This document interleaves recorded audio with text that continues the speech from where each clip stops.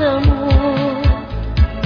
నూతన భూమియు నూతన సంబంధము యేసుతో మనకుండును దూతగణముతో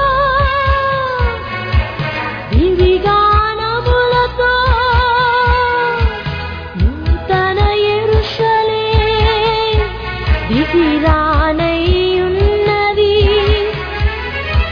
యేసుని రాజ్యం ఆనంద నిలయం దేవుడే మనతో వసించు నిరతం. ప్రభునందు ప్రియమైన స్నేహితులారా, సోదర సోదరులారా, ప్రకటన గ్రంథం 21వ అధ్యాయంలో నూతన ఆకాశము నూతన భూమి అనే మాట మనం చదువుకున్నాం. నూతన ఆకాశము నూతన భూమి అంటే అర్థం ఏమిటంటే పాత ఆకాశము పాత భూమి అవి లేవు అని చెప్పటానికి నూతన ఆకాశము నూతన భూమి అని చెప్తూ ఉన్నాడు. పిల్లరా, ఈ ప్రకటన గ్రంథములో 21వ అధ్యాయము 22వ అధ్యాయంలో నూతనమైనవి 7 ఉన్నాయని ఈ 21, 22 అధ్యాయాల్లో మనం చూస్తాం. మొదటిగా ఆకాశము, తర్వాత భూమి, అలాగే నూతన యెరూషలేము, ఇలాగా 7 విషయాలు మనం చూడబోతున్నాం. అయితే ప్రియులారా, అసలు క్రొత్త ఆకాశమును క్రొత్త భూమిని నేను చూచితిని అని యోహాను చెప్పటంలో ఉద్దేశం ఏమిటి? అసలు నూతన ఆకాశము నూతన భూమిని యోహాను చూడటంలో ఉద్దేశం ఏమిటి అని మనం ఆలోచన చేసినట్లయితే, దేవుడు భూమి ఆకాశాన్ని సృజించినవాడు దేవుడే. అయితే ఆకాశము విషయంలో భూమి విషయంలో దేవుడు అవి మంచిదైనట్లుగా కనబడెను అని దేవుడు చెప్పినట్లుగా మనకు లేఖనాల్లో కనపడదు. అయితే ఈ ఆకాశము ఈ భూమి గతించిపోతాయని ప్రభువారు అన్నాడు కదా. ఆకాశము భూమి గతించినను నా మాటలు గతించవు అన్నాడు. లోకాసువార్త 16:17లో కూడా మాటలు చెప్పాడు. భూమి ఆకాశములు అవి గతించిపోతాయి అని చెప్పాడు. అయితే భూమి ఆకాశము గతించిపోతాయి అంటే ప్రభువు చెప్పినట్లుగా ఈ 2 ఆకాశము భూమి ఈ 2 కూడా గతించిపోతాయి. ప్రియులారా, దేవుడు భూమిని సృజించినది, సృష్టిని నిర్మించినప్పుడు ఆకాశాన్ని భూమిని సృజించాడు. ఆకాశాన్ని భూమిని సృజించినప్పుడు వాటిని కాల్చివేయాలని దేవుడు సృజించలేదు. దేవుని యొక్క సృష్టిలో భూమి ఆకాశము, ఇందాక మనం పాట పాడుకున్నాం కదా, ఏమిటి? 19వ కీర్తనలో ఉంది. ఏమని? ఆకాశములు దేవుని మహిమను వివరించుచున్నాయి అన్నాడు. అంతరిక్షము ఆయన చేతి పనిని ప్రచురము చేయిస్తున్నాయి అన్నాడు. అంటే ఆకాశములు దేవుణ్ణి మహిమపరిచేటువంటివి, దేవుని మహిమపరిచేటువంటివి ఇప్పుడు ఏమైపోతున్నాయి అన్నాడండి? ఆకాశములు లయమైపోతాయి అన్నాడు. ప్రియులారా, ఆకాశము లయమైపోవటానికి కారణం ఏమిటి? ప్రియులారా, ఆకాశములు ఇవి గతించిపోతాయి. ఎప్పుడు గతించిపోతాయి అన్నాడండి? ప్రభువు దినమందు అన్నాడు కదా. ప్రభువు దినమందు ఆకాశమును భూమి గతించిపోతాయి అన్నాడు. పంచభూతములు వేండ్రముతో, మిక్కిలి వేండ్రముతో, అంటే పెద్ద పెద్ద శబ్దముతో అవి ఏమైపోతాయంటే లయమైపోతాయి అన్నాడు. ప్రియులారా, దేవుడు భూమిని ఆకాశాన్ని అలాగే పంచభూతాలని ఆయన దృష్టిలో ఉంచుకొని ఆయన ఆకాశాన్ని భూమిని గురించి ఏమని చెప్తున్నాడంటే, ఇప్పుడు మొదటి భూమి మొదటి ఆకాశము అన్నాడు. ప్రియులారా, అంటే మొదటి భూమిని మొదటి ఆకాశాన్ని ప్రభువు ఏం చేస్తున్నాడంటే వాటిని లయం చేస్తున్నాడు. ఎందుకు లయం చేస్తున్నాడు? దేవుడు సృజించినటువంటి మొదటి భూమి మొదటి ఆకాశం, ఆదికాండం 1:1 ఏమన్నాడు? ఆది యందు దేవుడు భూమి ఆకాశములను సృజించను అన్నాడు. 1వ వచనానికి 2వ వచనానికి మధ్య చాలా వ్యత్యాసము, చాలా కాలము వ్యత్యాసం ఉన్నదని మనం గమనించగలం. ఎందుకు అంటే భూమి ఆకాశములను సృజించినటువంటి దేవుడు తర్వాత ఏమన్నాడు?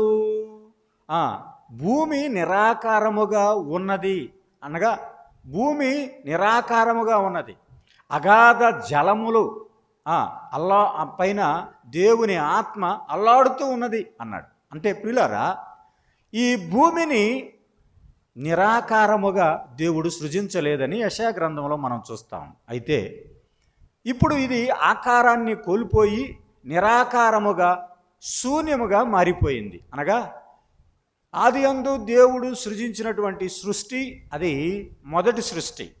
ఆ మొదటి సృష్టిలో లూసిఫర్ అపవాది ఏం చేశాడు? భూమి మీదకి వచ్చాడు. భూమి మీదకి వచ్చి మానవులను పాపము చేయటానికి ప్రేరేపించాడు. మొదటగా దేవదూతలు పాపం చేశారు అని రాయబడింది. అయితే 2వ సృష్టిని దేవుడు 6 దినాలు చేశాడు, 7వ దినాన విశ్రమించాడు అన్నాడు కదా. ఇది 2వ సృష్టి. అనగా ఆదాము అవ్వలు ఏదేను తోటలో ఉన్నటువంటి సృష్టి అది 2వ సృష్టి. మొదటి సృష్టి దేవుడు చేసినటువంటి సృష్టి దేవదూతలు నివాసం ఉన్నటువంటి సృష్టిగా మనం చూస్తాం. యెహెజ్కేలు గ్రంథములో కెరూబు ఆ యొక్క రాజ్యాన్ని నువ్వు ఆక్రమించుకున్నావు అనే మాటను మనం అక్కడ చూస్తాం. నీవు ఎంతో గొప్పగా నీవు ఊహించుకున్నావు అనే మాటను మనం అక్కడ చూస్తాం ప్రియులారా. అలాంటి రాజ్యము మరి మొదటి సృష్టి అది నిరాకారంగా చేయబడింది. తర్వాత దాన్ని దేవుడు మరలా ఏం చేశాడంటే భూమిని ఆకాశాన్ని వేరు చేసినట్లుగా మనం చూస్తాం. ఇది 2వ సృష్టి, మనం ఉంటున్నటువంటి సృష్టి. అయితే ప్రియులారా, దేవుడు మరలా 3వ సృష్టిని చేయబోతున్నాడు. అంటే మొదటి సృష్టి, 2వ సృష్టి, మరలా 3వ సృష్టి ఇప్పుడు మనం చదువుతున్నటువంటి ప్రకటన గ్రంథం 21వ అధ్యాయంలో మనం చూస్తున్నాం. ఆ సృష్టి ఏమిటి అంటే దేవుడు నూతన ఆకాశమును తర్వాత ఏం చేస్తున్నాడు? నూతన భూమిని ఆయన చేస్తున్నాడు ప్రియులారా. నూతన ఆకాశాన్ని నూతన భూమి చేయటములో ప్రభు యొక్క ఉద్దేశం ఏమిటి అని మనం చూస్తే యోబు గ్రంథం 15వ అధ్యాయం 15వ వచనములో అక్కడ భూమి ఆకాశముల గురించి చదువుతున్నప్పుడు ఆకాశములు దేవుని దృష్టికి పవిత్రమైనవి కాదు అన్నాడు ప్రియులారా.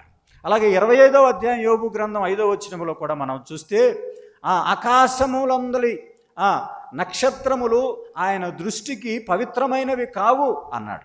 అంత మాత్రమే కాదు, భూమి మీద ఉన్నటువంటి నరుడు కూడా అపవిత్రుడై ఉన్నాడు అనే మాట మనం చూస్తున్నాం. ప్రియులారా, ఎఫెసీ పత్రిక 6వ అధ్యాయంలో మనం చూస్తే ఆకాశ మండలమందలి దురాత్మల సమూహము అనే మాట మనం చదువుతాం. వీటన్నిటిని బట్టి మనం ఆలోచన చేస్తూ ఉన్నప్పుడు ఆకాశములో దేవుని దూతలు లేరు, కానీ ఎవరున్నారు? అపవాది శక్తులు ఉన్నాయి. ఆకాశము దేవుని దృష్టికి పవిత్రమైనదిగా లేదు అంటున్నాడు. దేవుడు భూమి ఆకాశాలను సృజించాడు, కానీ ఆకాశములో అపవాది తన స్థావరాన్ని ఏర్పరచుకొని మానవులను పాపము చేయటానికి ప్రేరేపించే ఒక స్థావరమే ఆకాశము, ఆకాశ మండలము అనే మాట మనం చూస్తున్నాం. అయితే ప్రియులారా, భూమి అనే మాట మనం జ్ఞాపకం చేసుకుంటే అసలు భూమి మీద ఎవరున్నారంటే పాపులు ఉన్నారు. తమ క్రియలు పాపపు క్రియలు చేస్తున్నారు. పాపపు క్రియలు చేస్తున్నటువంటి మానవుడు తన పాపాన్ని బట్టి భూమి అపవిత్రమైపోయింది ప్రియులారా. అయితే దేవుడు ఏం చేస్తున్నాడంటే ఇప్పుడు అపవిత్రమైనటువంటి భూమిని తర్వాత దేవుని దృష్టికి పవిత్రము కానటువంటి ఆకాశము, ఈ రెండిటిని దేవుడు ఏం చేయబోతున్నాడంటే లయము చేయబోతున్నాడు, కాల్చివేయబోతున్నాడు. దానితో పాటుగా పంచభూతములుగా పిలువబడుతున్నటువంటి గాలి, నీరు, నిప్పు, వీటిని కూడా ఇవి కూడా సృష్టిలో ఒక భాగంగా చేయబడ్డాయి. అవి మానవుతో సహవాసం చేశాడు. గాలిని మానవుడు పీల్చుకున్నాడు, నీరును మానవుడు వాడుకున్నాడు, నిప్పును మానవుడు వాడుకున్నాడు. ఇవి ఈ పంచభూతాలు దేవుని దృష్టిలో లయమైపోయే ఒక రోజు రాబోతుంది అని యేసుక్రీస్తు రాకడ గురించి చెప్తూ, ఆ రాకడ దినమందు, ఆయన దినమందు, ప్రభు దినమందు వీటికి స్థానము భూమి మీద లేదు అనే మాట మనం చూస్తున్నాం. అంటే ప్రియులారా, నూతన భూమిని, నూతన ఆకాశాన్ని ప్రభు సృజించబోతున్నాడు. అంటే అర్థం ఏమిటంటే మరలా కొత్త సృష్టిని చేస్తున్నాడని అర్థమో కాదు. నూతన భూమి, నూతన ఆకాశం అని అర్థం మనం ఆలోచన చేసినట్లయితే గ్రీకు భాషలో ఏమని రాయబడిందంటే, ఒక ఇల్లు మనము నివాసం ఉంటున్నాం, ఆ ఇంటిలో నివాసం ఉన్నటువంటి వ్యక్తి ఆ నివాసం ఉన్నటువంటి ఇల్లు పాతదైనప్పుడు దాన్ని ఏం చేస్తాడంటే రెనోవేషన్ చేస్తాడు. అనగా తిరిగి మరలా దాంట్లో ఉన్నటువంటి పెచ్చులు ఊడిపోయినవి కానీ, లేకపోతే దాన్ని శుభ్రంగా పగలగొట్టించి మరలా దాన్ని చక్కగా కట్టించి దానికి రంగులు వేసి మరలా అదే రూపాన్ని కలిగినటువంటి ఇంటిని తయారు చేయటాన్నే మనము నూతన సృష్టి అని పిలువబడుతున్నటువంటి ఈ భూమిని గురించి, ఆకాశాన్ని గురించి మనం చూస్తున్నాం. ఎందుకంటే భూమి ఆకాశాలను గురించి మనం ఆలోచన చేస్తున్నప్పుడు ఈ భూమి ఆకాశములు ఎలా ఉంటాయంటే, భూమి ఆకాశములు ప్రత్యేకంగా ఉంటాయి. అనగా పాత సంబంధమైనటువంటి ఆకాశములో ఏమున్నాయి అంటే, ఆకాశములో నక్షత్రాలు ఉన్నాయి, సూర్యుడు ఉన్నాడు, చంద్రుడు ఉన్నాడు, గ్రహాలు ఉన్నాయి. వాటి ద్వారా కాలములు, ఋతువులు, వాటి ద్వారా వర్షాలు అనేకము జరుగుతూ ఉన్నాయి. ప్రియులారా, అయితే ఇలాంటివన్నీ నూతన ఆకాశములో ఉండవు అని గుర్తుపెట్టుకోవాలి. ప్రియులారా, ఎందుకు నూతన ఆకాశములో ఉండవు అంటే సూర్యునితో పని లేదు కదా. ఏమన్నాడు? యెహోవా గొర్రెపిల్ల కాంతియే వారికి ఏమై ఉంటుందంటండి, దీపమై ఉంటుంది అన్నాడు. వెలుగిచ్చేదిగా ఉంటుంది. కాబట్టి సూర్యుని అవసరత లేదు, చంద్రుని అవసరత లేదు, చీకటి కూడా లేదు అన్నాడు. సముద్రము లేదు అన్నాడు. ఎందుకు? సముద్రముతో మానవ వ్యాపారము, మనుషులు సముద్రము ద్వారా వ్యాపారము చేయటానికి, సముద్ర ప్రయాణాలు కానీ, వ్యాపారము కానీ, వర్తకం కానీ, మనుషుల యొక్క రాకపోకలు కానీ ఇక లేవు అని జ్ఞాపకం చేస్తున్నాడు. అంటే నూతన సృష్టిలో సముద్రం అనేది లేదు అని గుర్తుపెట్టుకోవాలి. సాధారణంగా సముద్రాన్ని మనము దేనితో పోలుస్తాము అని చెప్పండి? భక్తిహీనులు ఏమన్నాడండి? కదులుచున్న సముద్రము లాంటి వారు అన్నాడు. కదులుచున్న సముద్రముతో పోల్చాడు ప్రభు. అంటే ప్రియులారా, భక్తిహీనత దేనిని చూపిస్తుందంటే భూమి మీద భక్తిహీనత అనేది ఉండకూడదని దేవుని ఉద్దేశం. అది ఎప్పుడు స్థిరమైనటువంటిదిగా ఉండదు. సముద్రం దగ్గరికి పోయి ఒక వ్యక్తి నిలబడ్డాడు అంటే సముద్రం ఎలా కనపడుతుందో తెలుసా? సముద్రము ఆటుపోటులు వస్తూ ఉంటాయి, ఘోష ఉంటుంది, నెమ్మది ఉండదు. ఏ వ్యక్తి అయినా కూడా బీచ్కి వెళ్ళి విశ్రాంతిగా ఉండాలి అనుకుంటే అతనికి ఆ సముద్రం యొక్క ఘోష వలన అతడు నెమ్మదిని పొందలేడు. కారణం ఏమిటంటే అది ఘోషిస్తూ ఉంటుంది. అది ఆటుపోటుల ద్వారా ఆ సముద్రములో ఉన్నటువంటి ఆ యొక్క అలల తాకిడి ఎక్కువగా వస్తున్నటువంటి శబ్దము ద్వారా అది ఎప్పుడు కదులుతూనే ఉంటుంది, కానీ నెమ్మదిగా ఉండదు ప్రియులారా. కాబట్టి భక్తిహీనత అనేది భూమి మీద ఉండకూడదు అని ఆయన ఉద్దేశం. కాబట్టి రాకపోకలు, చెడు వ్యాపారాలు, భూమి మీద అలాంటివి చేయటానికి ఇక సముద్రముతో పని లేదు అని జ్ఞాపకం చేస్తున్నాడు. ఎందుకంటే నూతన యెరూషలేము అనేది మనం జ్ఞాపకం చేసుకుంటున్నాం. 2వ వచనంలో ఆ మాట మనం చూస్తాం. నూతన భూమి, నూతన ఆకాశము, తర్వాత నూతన యెరూషలేము అన్నాడు పిల్లల. ఇది గొర్రె పిల్లను చూపిస్తూ ఉంటుంది, అనగా వధువు సంఘాన్ని చూపిస్తూ ఉంటుంది. ఇది అలంకరింపబడినదిగా ఉంటుంది. ఈ అలంకరింపబడినటువంటి గొర్రెపిల్ల క్రీస్తు ప్రభువుతో పాటు భూమి మీదకు వస్తుంది. ఎప్పుడు ఇది భూమి మీదకు వస్తుంది అని మనం జ్ఞాపకం చేసుకుంటే, క్రీస్తు ప్రభువారు ఆయన చేసినటువంటి నూతన సృష్టిలో, అనగా నూతన భూమి ఎప్పుడైతే ఆయన నూతన పరిచాడో భూమిని, అప్పుడే ఆ గొర్రెపిల్ల అయినటువంటి నూతన వధువుగా ఉన్నటువంటి సంఘము భూమి మీదకి వస్తుంది. దాన్నే మనము నూతన యెరూషలేము అని పిలుస్తున్నాం ప్రియులారా. ఆయన మహిమతోటి తన పరివారముతోటి యూదాపత్రికలో చెప్పబడినట్లుగా తన దూతలతోటి ఆయన దిగి వస్తాడు. బహుమానాలు, కిరీటాలు, ప్రతిఫలాలు అన్నీ పొందిన తరువాత ఆ ఆకాశములో దేవుని యొద్ద నుండి మనం అన్నిటినీ సంపాదించుకున్న తర్వాత భూమి మీదకి మనం వస్తాం ప్రియులారా. భూమి మీదకి వచ్చిన తర్వాత భూమి మీద నూతనమైన యెరూషలేములో మనం నివాసం చేయబోతున్నాము అని జ్ఞాపకం చేస్తున్నాడు. ఈ నూతన యెరూషలేము చాలా పవిత్రమైనది. ఎందుకంటే ఈ యెరూషలేము అనే దానిలో మానవులు నివాసం ఉంటారు. అంటే ప్రియులారా, మానవ నివాసం ఏమని చెప్పాడండి? ఇదిగో ఆయన ఏం చేస్తాడంటే దేవుడు వారి మధ్య నివాసం ఉంటాడు. దేవుడు వారి మధ్య నివాసం ఉండి ఆయన వారితో కాపురం ఉండను అన్నాడు కదా. ఏం చేస్తాడు? ఆయన వారితో కాపురం ఉంటాడు. ప్రియులారా, నిజంగా దేవుడు చేసినటువంటి సృష్టి ఎలాంటిది? అద్భుతమైన సృష్టిని చేశాడు కదా. ఆదికాండం 1వ అధ్యాయం నుంచి మనం చదువుతున్నప్పుడు ఒక అద్భుతమైనటువంటి సృష్టి. అందులో జీవులు ఉన్నాయి, జలచరాలు ఉన్నాయి, తర్వాత 4 నదులు ఉన్నాయి. ఆయన చేసినటువంటి సృష్టి ఒక ప్రత్యేకమైనదిగా మానవుడు నివాసం కలిగి ఉండటానికి చేశాడు. దేవుని యొక్క ఉద్దేశం ఎందుకు చేశాడు అంటే, దేవుడు మానవునితో ఉండాలనే ఉద్దేశం. దేవుడు మానవునితో సహవాసం చేయాలని, ఎప్పుడు దేవునితో సహవాసం చేయాలని దేవుడు ఇష్టపడతా ఉండేవాడు. మనం చూస్తాం కదా 3వ అధ్యాయంలో చల్లపూట ఏం చేస్తున్నాడు? క్రీస్తు ప్రభువారు లేకపోతే యేసుక్రీస్తు ప్రభువారు మనం జ్ఞాపకం చేసుకున్నట్లుగా దేవుడు ఏం చేస్తున్నాడు? ఆయన వారితో సహవాసం చేయాలని ఇష్టపడుతున్నాడు, వారి మధ్య ఉండాలని ఇష్టపడుతున్నాడు. కానీ మానవుడు చేసిన పాపాన్ని బట్టి అక్కడ నుంచి ఏమి చేయబడ్డాడు? త్రోలివేయబడ్డాడు. అక్కడ నుంచి మానవునికి తన యొక్క స్థానాన్ని కోల్పోయాడు.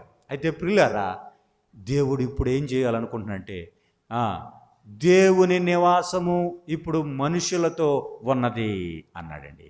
ప్రియులారా, పాత నిబంధన గ్రంథములో మనం చూస్తున్నప్పుడు ద్వితీయోపదేశ కాండములో మనం గమనిస్తే అక్కడ దేవుడు వారితో ప్రత్యక్షముగా లేడు. ప్రత్యక్షపు గుడారం ఉన్నది కానీ దేవుడు ప్రత్యక్షముగా లేడు. ఇదిగో మందసములో కరుణాపీఠము దగ్గర అతి పరిశుద్ధ స్థలములో దేవుడు ప్రధాన యాజకుడు వారు పాపములను గురించి ఒప్పించటానికి లోపలికి వచ్చినప్పుడు దేవుడు వారితో మాట్లాడుతున్నటువంటి విశేషాలు మనం చూస్తాం. ప్రత్యక్షపు గుడారములో ప్రజలతో లేకపోతే దేవుని సేవకులతో లేకపోతే యాజకులతో దేవుడు మాట్లాడుతున్నట్టు మనం చూస్తున్నాం. నేరుగా దేవునికి మానవునికి సంబంధాలు లేవు. కానీ ప్రకటన గ్రంథంలో మనం చూస్తే ఎంత విశేషమైనటువంటి అనుభవం చెప్తున్నాడో తెలుసా? దేవుడు మానవుడు ఇద్దరూ కలిసి ఏం చేస్తారు? సహవాసం చేస్తారు. ఇది అద్భుతమైన విషయం ప్రియులారా. కాబట్టి దేవుడు తన సృజించినటువంటి మొదటి సృష్టిలో దేవుడు మానవునితో చేయాలనుకున్నటువంటి సహవాసం, మొదటి మానవుడు తొలి మానవుడుగా ఉన్నటువంటి ఆదాము చేసిన పాపాన్ని బట్టి దేవునితో మానవుడు సహవాసాన్ని కోల్పోయాడు. అందును బట్టి అక్కడ జీవవృక్ష ఫలములు కోసుకొని తిని అధిక సంవత్సరాలు బ్రతుకుతాడేమో అని మానవుణ్ణి ఆ యొక్క తోటలో నుంచి తోలివేసి అగ్ని జ్వాలలు ఉంచినట్లుగా మనం చూస్తాం. ప్రియులారా, అనగా మానవునికి ఇక లోపలికి ప్రవేశం లేకుండా పోయింది. కానీ యెహోవా దయ వలన నేను ఒక మనిషిని సంపాదించుకున్నానని మరలా తిరిగి దేవుడు వారికి చర్మపు చొక్కాయలను తొడిగించి వారికి బలేర్పించి రక్త ప్రోక్షణ జరిగించిన విధానమును బట్టి మరలా చేర్చుకున్నాడు తన ప్రేమను బట్టి.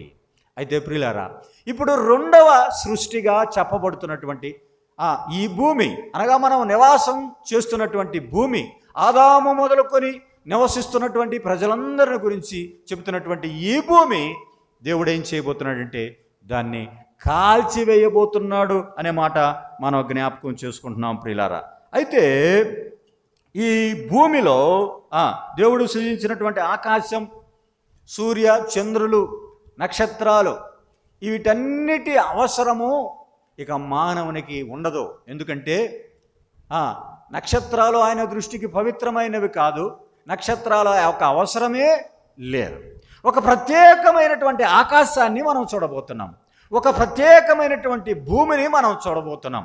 ఆ భూమి ఆకాశము నుంచి అగ్ని రగులుకొని భూమి మీద పడిపోతుంది, భూమి కాలిపోతుంది. బంగారాన్ని మనం చూసినప్పుడు ఏ రీతిగా కాలిపోయి ఎలాగా శుద్ధపరచబడుతుందో, పరిశుద్ధపరచబడుతుందో, అదే రీతిగా భూమిని కూడా ఆయన కాల్చి దాన్ని శుద్ధి చేస్తాడు. అది నూతనమైనదిగా చేస్తాడు ప్రియులారా. అనగా చెట్లు, చేమలు, నదులు, జీవరాశులు, వీటి అవసరత లేదు, వాటి అవసరత లేదు ప్రియులారా. అంటే ఈ భూమికి కూడా ప్రత్యేకంగా కనపడుతుంది. ఆకాశం ఏ రీతిగా ప్రత్యేకంగా ఉందో, సూర్య చంద్ర నక్షత్రాలు, కాలాలు, ఋతువులు ఇవేమీ లేకుండా, వర్షాలు లేకుండా ఒక ప్రత్యేకమైన ఆకాశం, నూతనమైన ఆకాశం ఎలాగ ఉందో భూమి కూడా అలాగే ఉంటుంది ప్రియులారా. దేవుడు శుద్ధి చేయటానికి 3 వస్తువులను బైబిల్లో ఉపయోగించాడు. మొదటిగా నీరుని ద్వారా మనము శుద్ధి చేసుకుంటాం. బట్టలు శుద్ధి చేసుకుంటాం, ఇళ్ళు శుద్ధి చేసుకుంటాం, ఒళ్ళు శుద్ధి చేసుకుంటాం, అనేక రకాలుగా శుద్ధి జరిగిస్తాం మనం. అనగా శుద్ధి చేయటానికి ఉపయోగించే వస్తువుల్లో నీరు ఒకటి ప్రియులారా. ఈ నీటి ద్వారా శుద్ధి చేస్తాం. అలాగే అగ్ని ద్వారా కూడా దేవుడు శుద్ధి చేయబోతూ అన్నాడు ప్రియులారా. అగ్ని ద్వారా శుద్ధి చేసేది ఏమిటంటే భూమినే. నీటి ద్వారా శుద్ధి చేసేది ఏమిటి అంటే మనం చూస్తూ ఉన్నాం, మానవుడు అవసరాలకు సంబంధించినది ఏదైనా కూడా శుద్ధి చేసుకుంటాం. పాత్రలను శుద్ధి చేసుకుంటాం దేని ద్వారా? నీటి ద్వారా. ఈ నీరు భౌతిక సంబంధమైన వస్తువులు శుద్ధి చేయటానికి ఉపయోగపడుతుంది. అయితే ప్రియులారా, ఈ యొక్క అగ్ని భూమిని శుద్ధి చేస్తుంది అనే మాట మనం చూస్తున్నాం. భూమి శుద్ధి చేయబడాలంటే ఇక దేనితో శుద్ధి చేయబడదు. ఎందుకంటే దేవుడు మొదటిగా నీటి ద్వారా ఈ భూమిని శుద్ధి చేశాడు. ఎప్పుడు శుద్ధి చేశాడు? జలప్రళయము ద్వారా దేవుడు భూమిని ఏం చేశాడండి? శుద్ధి చేశాడు. నోవాహు కాలములో ఏమొచ్చింది? జలప్రళయం వచ్చింది. జలప్రళయం వచ్చినప్పుడు జలప్రళయము ద్వారా భూమి అంతటా ఏమి చేయబడిందంటే అది శుద్ధి చేయబడింది. అనగా పాప సంబంధమైనటువంటి క్రియలు చేసేవారు 6వ అధ్యాయంలో మనం చూస్తే ఏమన్నాడు? నరులు అక్రమం చేస్తూ ఉన్నారు, భూమి మీద అక్రమం చేసేవారు విస్తరిస్తూ ఉన్నారు అనే మాట మనం చూస్తున్నాం. అలాంటి అక్రమం భూమి మీద వ్యాపించి నోవహు కాలానికి ఎంతో గొప్పగా తయారైంది పాపం విషయంలో. అయితే 120 సంవత్సరాలు సువార్త ప్రకటించిన నోవహు మాటను వినలేదు. అయితే దేవుడు అలాంటి కాలాన్ని, అలాంటి ప్రజలను, మాట వినని ప్రజలను, దేవుని వైపు తిరగని ప్రజలను, సువార్త ప్రకటించిన నమ్మని ప్రజలను ఏమి చేయాలనుకున్నాడంటే ఆ కాలంలో ఉన్నటువంటి భూమిని ఏమి చేయాలనుకున్నాడు? శుద్ధి చేయాలనుకున్నాడు. కాబట్టి ఎవరైతే రక్షణ పొందినటువంటి యనమండుగురుగా ఉన్నారో వారు మాత్రమే లోపలికి ప్రవేశించారు, వారు రక్షణ పొందుకున్నారు, వారు మేలు పొందుకున్నారు, వారు ఆ ఓడలోకి ప్రవేశించగలిగారు. మిగిలిన వారు ఏమి చేయబడ్డారు? ఆ దినాన అందరూ కూడా సమూల నాశనం చేశాడు. సృష్టి యావత్తు ఆయన చేసినటువంటి ఆయన పంపించినటువంటి ఆ ఆకాశము నుంచి ఆ యొక్క జలధారలను పంపించి దేవుడు భూమిని నింపి భూమిని శుద్ధి చేసినట్లుగా మనం చూస్తున్నాం. అప్పుడు ఆ భూమి శుద్ధి చేయబడింది. రెండవదిగా ఇప్పుడు అగ్ని చేత ఆయన శుద్ధి చేయబోతున్నాడు ప్రియులారా. అగ్ని చేత శుద్ధి చేస్తున్నది ఏమిటంటే భూమిని రెండవసారి ఆకాశము నుంచి, పేతురు 2వ పత్రిక 3వ అధ్యాయం 10 నుంచి 13 వచనాలు మీరు జాగ్రత్తగా మీరు చదువుకోండి. ఆకాశం నుంచి అగ్ని దిగి వస్తుంది అన్నాడు. ప్రియులారా, సొదొమ గొమొర్రా పట్టణాలను మనం జ్ఞాపకం చేస్తున్నప్పుడు ఏమొచ్చిందంట? ఆకాశం నుంచి అగ్ని దిగి వచ్చింది. అగ్ని దిగి వచ్చి అక్కడ ఏమైంది? ఏ పంటలు పండటానికి కానీ ఇక అవకాశం లేదు, మొక్కలు పండటం లేదు. ఇక పూర్తిగా ఆ యొక్క సొదొమ గొమొర్రా నాశనం చేయబడింది. అదే రీతిగా ఇప్పుడు భూమిని ఆయన శుద్ధి చేయబోతున్నాడు అనే మాట మనం జ్ఞాపకం చేసుకోవాలి. మూడవది రక్తము ద్వారా శుద్ధి. మొదటిది నీటి ద్వారా శుద్ధి చేయొచ్చు, రెండవది అగ్ని ద్వారా శుద్ధి చేసేది.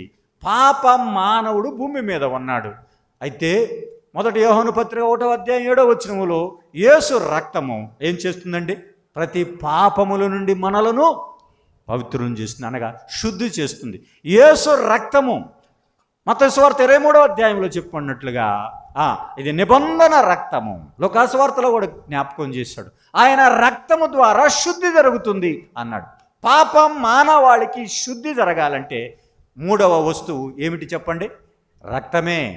రక్తము ద్వారా శుద్ధి జరుగుతుంది. ఈ 3 వస్తువులు ప్రపంచ చరిత్రలో శుద్ధి చేసేవిగా ఉన్నాయి అని మనం జ్ఞాపకం చేసుకుంటున్నాం ప్రియులారా. ఈ భూమిని ఎందుకు శుద్ధి చేయబోతున్నాడంటే, భూమి మీద పాపం ఉంది, భూమి మీద విగ్రహారాధన ఉంది, భూమి మీద వ్యభిచారం ఉంది, దొంగతనాలు ఉన్నాయి, నరహత్యలు ఉన్నాయి, ఎన్నో రకాల పాపాలు ఉన్నాయి. మానవుడు దేవునికి వ్యతిరేకంగా చేసి అనేకమైన కార్యాలు భూమి మీద ఉన్నాయి. భూమి మీద నరహత్యలు చేసి రక్తాన్ని ఒలికించారు. ఈ భూమి మీద అనేకమైనటువంటి అబద్ధ సాక్ష్యాలు పలికించి అనేక మందిని చంపారు. ఈ భూమి మీద హతసాక్షులు ఉన్నారు. భూమి మీద క్రిమికీటకాలు ఉన్నాయి, భూమి మీద రోగాలు ఉన్నాయి, భూమి మీద అనేకమైనటువంటి శాప సంబంధమైనవి ఉన్నాయి. ఇవన్నీ ఏం చేయబడాలి? శుద్ధి చేయబడాలి. ఎందుకు ఈ భూమి శుద్ధి చేయబడాలి అని అంటే, ఈ సృష్టి, దేవుడు చేసినటువంటి సృష్టి, ఆదాము మొదలుకొని ఇప్పటి వరకు ఉన్న ప్రజలు, అనగా క్రీస్తు ప్రభువు రాకడ వరకు ఉన్నటువంటి ప్రజలు చేసిన పాపం, ఆదికాండం 3వ అధ్యాయం 17వ వచనములో నీ వలన ఈ భూమి ఏమైపోయిందండి? శపింపబడి ఉన్నది అన్నాడండి. అనగా భూమికి ఏమొచ్చింది? భూమికి శాపం వచ్చింది. భూమి మీద మానవుడు శాపం సంపాదించుకున్నాడు. ఆది మానవుని ద్వారా శాపాన్ని సంపాదించుకున్నాడు. అందును బట్టే వేదన వచ్చింది, కన్నీరు వచ్చింది, దుఃఖం వచ్చింది, ఏడుపు వచ్చింది, చెమట వచ్చింది, గచ్చపొదలు వచ్చాయి, ముళ్ళతుప్పలు వచ్చాయి. మానవుని జీవితంలో నెమ్మది లేనటువంటి స్థితి వచ్చింది. కారణం మానవుడు చేసినటువంటి పాపం. అందును బట్టే శపింపబడిన నేల. ప్రియులారా, ఈ శపింపబడినటువంటి నేల ఇప్పుడు ఏం చేస్తుంది? అయ్యా, నాకు విమోచన కావాలని కోరుకుంటుంది, నాకు శాప విమోచన కావాలని కోరుకుంటుంది. రోమాపత్రికలో ఒక మాట మనం చూడండి, 8వ అధ్యాయం 22వ వచనం ఏమన్నాడండి అక్కడ? సృష్టి యావత్తు ఇది వరకు ఏకగ్రీవముగా ఏం చేస్తుందంటండి? సృష్టి మూలుగుచు ప్రసవ వేదన పడుచున్నది. ఈ సృష్టి ఏం చేస్తున్నట్టండి? ప్రసవ వేదన పడుచున్నది అనే మాట మనం చూస్తున్నాం ప్రియులారా. ప్రసవ వేదన అంటే ఇప్పుడు అది విమోచన కోరుకుంటుంది. ప్రసవ వేదన పడినటువంటి స్త్రీ ఏం చేస్తుంది? లోపల ఉన్నటువంటి శిశువు, ఆ శిశువు ఏం చేయాలి? గర్భము ప్రసూతి ద్వారా, శిశు ప్రసూతి ద్వారా ఆ శిశువు బయటికి వచ్చినప్పుడు విడుదల కోరుకున్నట్లుగా, అలాగే ఈ భూమి కూడా ఏం చేస్తుందంటండి? విడుదల కోరుకుంటుంది అనే మాట మనం చూస్తున్నాం ప్రియులారా. అయితే ఈ భూమి ఇప్పుడు పూర్వము తన యొక్క రూపం, ఇప్పుడు నూతన రూపం.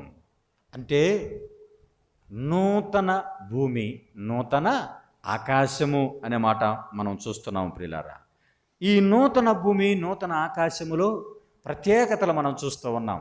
ఏమిటి ఆ ప్రత్యేకతలు అంటే, నూతన భూమిలో ఇంకా పాప మానవుడు ఉండడు. పాప మానవుడు అంటే మరణాలు ఉండవు, భూకంపాలు ఉండవు, విషప్రయోగాలు ఉండవు, విషపురుగులు ఉండవు, పాములు ఉండవు, తేళ్ళు ఉండవు, చెట్లు ఉండవు, మొక్కలు ఉండవు. చూసారా? ఒక ప్రత్యేకమైనటువంటి భూమి ఈ భూమి మీద ఉండబోతుంది అని మనం జ్ఞాపకం చేసుకున్నాం. అనగా నూతన భూమిలో ఈ యొక్క శాపం అనేది మానవునికి ఉండదు. ఎందుకంటే అంతకుముందు భూమి ఎలా ఉన్నది? అంతకుముందు ఉన్నటువంటి భూమి, పాత భూమి, అది శపించబడిన భూమి. అయితే దేవుడు మరలా సృష్టించినటువంటి ఈ భూమికి ఏమి లేదు? శాపము లేదు. శాప విముక్తిని పొందింది. శాప విముక్తిని పొంది అగ్ని చేత కాల్చబడి ఇప్పుడు ఒక నూతనమైన భూమిగా తయారు చేయబడింది ప్రియులారా. కాబట్టి ఈ భూమి మీద సముద్రం ఉండదు, గలిబిలి ఉండదు, నెమ్మది ఉంటుంది, ప్రశాంతత ఉంటుంది. మరణాలు ఉండవు భూమి మీద. ఎందుకు మరణం? దేవుడే చెప్పాడు, మరణం ఇక ఉండదు అన్నాడా లేదా?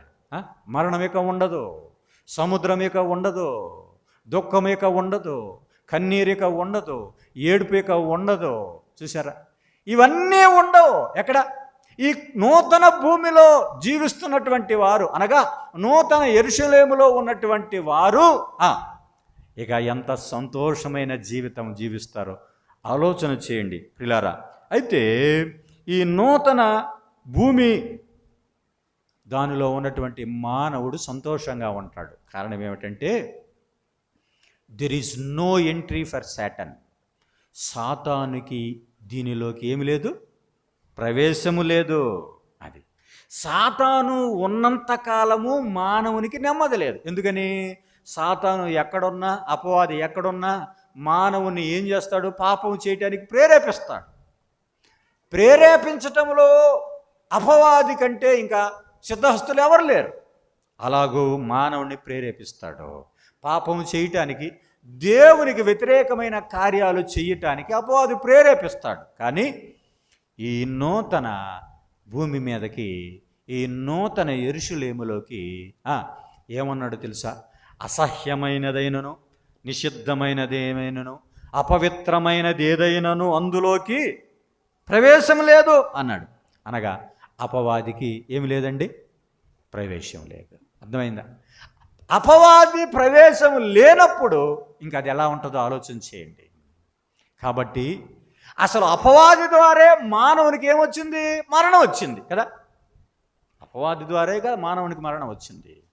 అయితే ఇప్పుడు అపవాది లేకపోయేసరికి దేవుడు చెబుతున్నటువంటి మాట ఏమిటంటే మరణము ఇక ఉండదు అన్నాడు ప్రియులారా. ఈ నూతనముగా ఉండబోయేవి మొదటిగా ఏమని చూసామండి? నూతన భూమి అన్నాడు.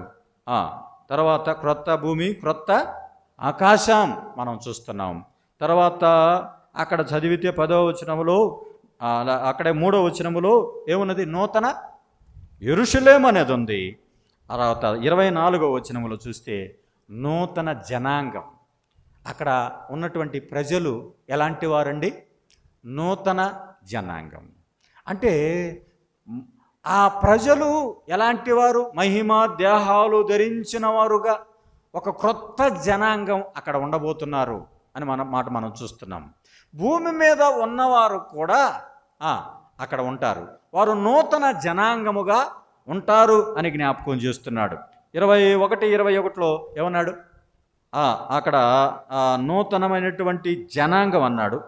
22 మొదట్లో నూతనమైన నది అన్నాడు. నూతనమైన జీవ వృక్షం అన్నాడు. 22 మొదట్లో నూతనమైన సింహాసనం.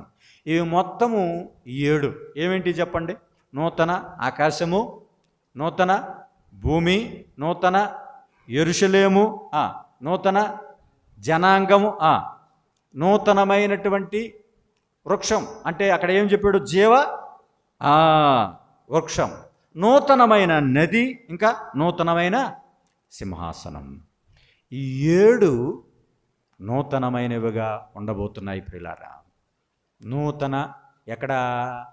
నూతన సృష్టిలో, 3వ సృష్టిలో, ప్రభు నూతన సృష్టిలో ఇవి 7 ఉండబోతున్నాయి. పెండ్లి కుమార్తె ఎలాగూ ముస్తాబై ఉంటుందో అలాగ ముస్తాబై ఉంటుంది.